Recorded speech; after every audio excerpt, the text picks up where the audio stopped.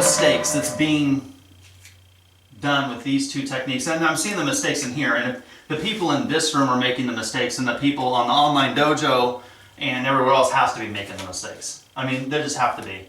We're going to start with Kansui Wazza, and then we're going to go through. We're going to use the Shoden Kansui Wazza and Shoden Goshin Wazza to warm up, and then the black belts will be working on Chuden Kansui Wazza and Okuden Kansui Wazza, so on and so forth. When you look at classical kata, generally speaking, the names are the same. The word in front of it is what determines what you're doing. Like we say Kansui Wazza, Goshin Wazza, right? When you guys are working at the 6th kyu, your 6Q technique, blue belt, those are the techniques that you're learning on that card. We say that, but we never say Shoden, because it is the Shoden. It's the initial, Sho means initial, Den means transmission. It's the initial transmission of that. And then you learn the Chuden Kansui Wazza, which is the middle level transmission, right? So we were talking earlier, I was talking with Ms. Cross earlier, and I was saying the modern arts, Gendai Budo, they take the same similar approach as you see as in Koka-ryu Bujutsu, but they alter it slightly. Like if Dupree throws a right punch, he puts it out there. Yeah, good. So they might say, okay, we're going to do an inward defense. So this is inward defense A, and they might do this with a back fist. Inward defense B, and they do this with a kazami. Inward defense C, and they come in with an elbow strike, right? So that's what they're doing. They don't change the technique, they just change the weapon. Generally speaking, in a lot of modern martial arts, they give them variations, hinka, but they're basically just changing the weapon. That's not how it is in Koka-ryu. So anyone who has they're learning Koka-ryu Bujutsu, and they're just going to be changing the weapon of choice, that doesn't make it a variation. What you're doing is you're taking a philosophy, a principle, and you're making a variation off of the principle. Do you catch what I'm saying? That's the idea. It's not changing the weapon per se. It's keeping the same principle and making the principle alter slightly to still work in a different situation. You guys follow me on that? Okay, so when we're looking at Kansui Wazza, where there's 3 things that you guys have to be able to perform to do it correctly. You got the hands, the feet, and the body motion. That's what we have to be able to do. So let's look at the Shoden Kansui Wazza real quick. Which way? Let's do it this way. Yep, just because of the camera there. So we'll go really slow. Gedan Kansui Wazza, 1, 2, 3. Age Kansui Wazza, 1, 2, 3. Naka Kansui Wazza, boom, boom, boom.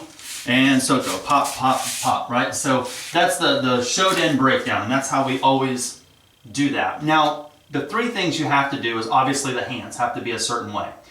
Kenpo deflects, they don't absorb.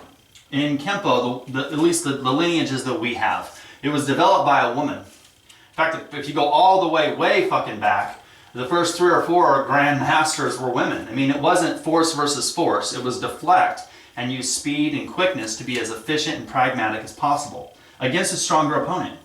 So there are some martial arts that absorb and then fight back. Or like in Jiu-Jitsu, they grab and then they grab back in your grappling situation. Here the idea is to deflect and then overwhelm them with an onslaught of a whole bunch of punches and rapid fire punches and so on and so forth. So you have to think about that, and it's in that sense that we're not the strong ones of the technique. So we don't want to do powerful technique. We want to beat them with speed, quickness, and efficient techniques, right? So the hands have to be constantly flexible. The next thing we have to have is proper body motion. A lot of times you'll see techniques specifically in like what we do, Shuan Fa, and that's really the root of where we're coming from. Koka-ryu Kempo is just a Japanese version, if you will, with various Kenpo schools added to the mix of what I've trained in, but it roots back to Shuan Fa.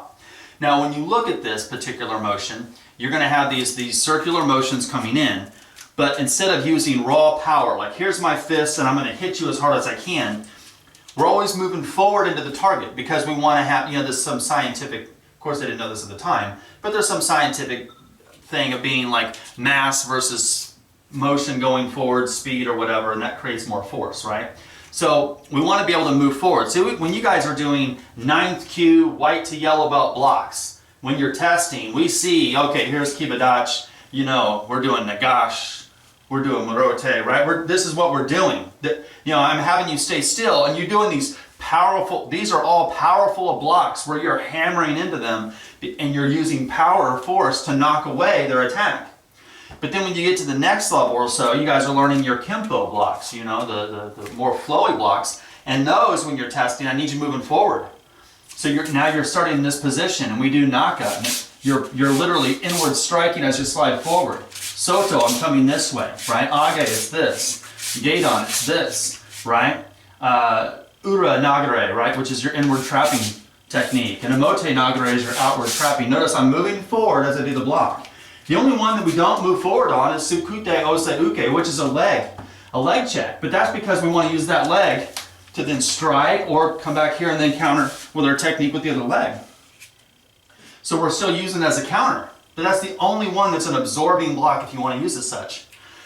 So when we're doing Kansui Wazza, Goshin Wazza, editing leather, whether it's Shoden, Chuden, Okuden, Kaiden, whatever, we want to make sure that our hands create a motion and create an energy, and it doesn't stop until the technique is done. There's one. We do not want to anticipate that. So when he throws his punches, I don't want to go like this. See how I know it's coming, so I'm anticipating. That's not what I want. I want it to be here. Do you see how I'm keeping my hands, go again. I'm keeping it tight right here. I don't want to grab and anticipate because then he changes his attack. The next thing I don't want to do, I don't want to have my feet flat and not moving. The footwork is extremely important. And this is where we have footwork and then we have timing. And these next two things, that's why I said there's three things we need to look at, but I can't teach the footwork without the timing at the same time. So when you start your Kansui Wazza, the hands look like this. The Geidon Kansui Wazza, we're here. Boom, boom, boom. Now when we do the back fist, let's talk about that real quick. The back fist is not, let's go this way, yeah, boom, boom. So the back fist is not you're not going to do a back fist like this. See how I can just turn my hand and this is a punch? The back fist doesn't deliver from the shoulder. The back fist is like a wet towel.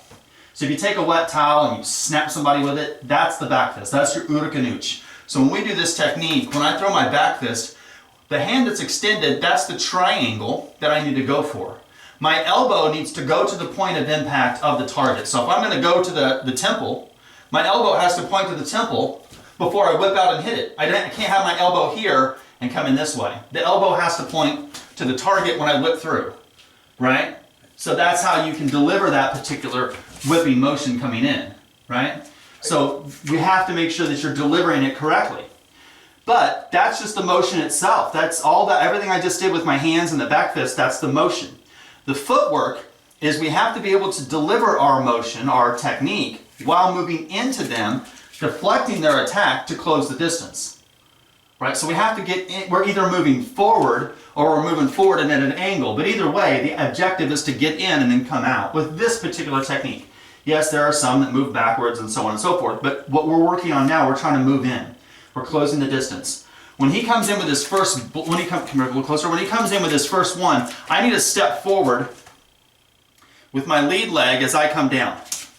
So I'm moving forward, and now as I'm still moving forward, I'm moving forward. At the moment that I throw my strike, that's when this foot stops. So the footwork that we're looking at is, the Geidon looks like that. So it's going to be, I move forward as I deflect down. I'm still moving, all this is moving forward. This is all one motion. I'm moving forward, and at the moment that my elbow comes up and I throw my back fist, that's when I stop. I stop at the moment that I hit them. I don't stop and then hit them. I don't hit them and then stop. I stop when I hit them. I don't stand still and do that. That ain't the technique. This is just fancy bullshit you see all over internet and YouTube and everything else. We need to make sure that the technique comes in. And this comes here and you move up on the ball of the foot. Now, this is particular. I need you guys to practice this all the time. Mei ash is this. Ushiro ash is this. Notice I always will move. The second foot will go up on the ball of the foot like this. The reason for that is it makes you faster and quicker. If, and I say if, some martial arts like to do this kind of thing where they see how big, strong stance and right? And that's great if you're trying to be powerful. If you're trying to overwhelm them with power and that kind of thing. But if I told you guys to sprint, if I said on your mark, get set, go.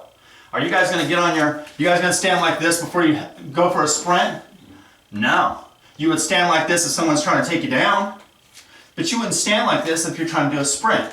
The way you would, if you guys got to line up and go for a sprint, you guys would be like this, real close. Because if my feet are close with that back heel up like this, I can come off the blocks much quicker and I can move. That's why when we do this, when we come in, boom, say I'm here and I pop. This way I know if I hit him and he moves backwards, move back, I can now come in with more of an attack. But if I do this again, so boom, boom, boom, blah, blah, blah, blah, and I'm here, let's say he moves forward, I can now move back because I'm in a position of quickness, speed and quickness and efficiency. I want to be faster than what he is. And I can make, even though I may not be faster than he is physically, I can do, my technique can be faster, quicker, and more efficient than his attack. I didn't put myself in the best position to do that. That's why you see this technique. So we're going to use the Kansui Wazza. Now that goes across all four, whether you guys are doing Gedan, whether you're doing Age, whether you're doing Naka, and whether you're doing Soto. It's the same thing. When you guys are doing, other than Age is a straight shot through the upper triangle. When you come in, boom, boom. When I'm here, this attack, we're coming into the jaw, right? So we're here, boom, boom. I'm here, boom. I'm still sliding into this spot. When I do Naka, it doesn't matter what weapon you use with your hands. It doesn't, whether you're using a gyaku or a claw or a finger jab or whatever you want to use, it's fine. I particularly, when I go side to side, I like to use the hammer fit, the Taisabaki, because I like that snap motion. I like the Taisabaki and I like the back fist. So when I do Naka, boom, boom, I might come across and I want that whipping, like I talked about that wet towel, right into the jaw, bang. That way I'm hitting here and cracking the jaw, which then just sets me up for another technique. Because if we come in here, boom, boom, bang, he comes in with another attack, boom, pop, and then coming in, yeah, flip the track. So if I come in, boom, boom, pop, he attacks, boom, and I can come in another way to strike because it's putting my hand in position to move on, which is what we want. Does that make sense? Right.